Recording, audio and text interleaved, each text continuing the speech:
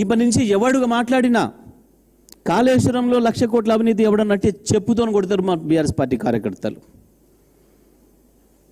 ఇవాళ వచ్చిన తీర్పు అదే పద్ధతిలో ఉంది. ఇక నుంచి ఎవడు వాగినా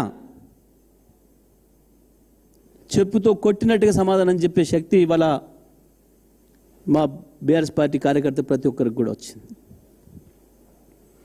మీరు వాగిందంతా శుద్ధ అబద్ధమని, కేవలం ఆ పేరు మీద మీ పాత భాషలకు ఆంధ్ర భాషలకు నీళ్లు పోవడం కొరకు కాళేశ్వరాన్ని ప్రారంభించకుండా, కాళేశ్వరం పంపులు ఆన్ చేయకుండా కాలయాపన చేసిర్రని, మీరు బనకచెర్లకు రూట్ క్లియర్ చేయడం కొరకే,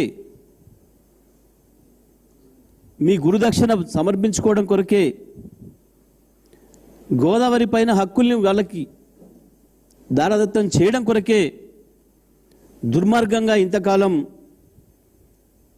కన్నేపల్లి పంపుల్ని ఆన్ చేయకుండా గోదావరి నీళ్లను కిందికి వదిలిందని మేము బీఆర్ఎస్ పార్టీ ఏదైతే చెప్పిందో అది నిజమని చెప్పి ఇవాళ స్పష్టంగా తేలిపోయింది. ఇప్పటి నుంచి ఎవడుగా మాట్లాడినా కాళేశ్వరంలో 1,00,000 కోట్ల అవినీతి ఎవడన్నట్టే చెప్పుతోని కొడతారు మా బీఆర్ఎస్ పార్టీ కార్యకర్తలు. ఇవాళ వచ్చిన తీర్పు అదే పద్ధతిలో ఉంది. ఇక నుంచి ఎవడు వాగినా చెప్పుతో కొట్టినట్టుగా సమాధానం చెప్పే శక్తి ఇవాళ మా బీఆర్ఎస్ పార్టీ కార్యకర్త ప్రతి ఒక్కరికి కూడా వచ్చింది. మీరు వాగిందంతా శుద్ధ అబద్ధమని, కేవలం ఆ పేరు మీద మీ పాత భాషలకు ఆంధ్ర భాషలకు నీళ్లు పోవడం కొరకు కాళేశ్వరాన్ని ప్రారంభించకుండా, కాళేశ్వరం పంపులు ఆన్ చేయకుండా కాలయాపన చేసిర్రని,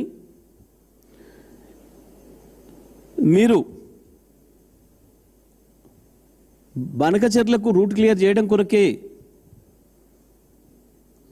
మీ గురుదక్షిణ సమర్పించుకోవడం కొరకే,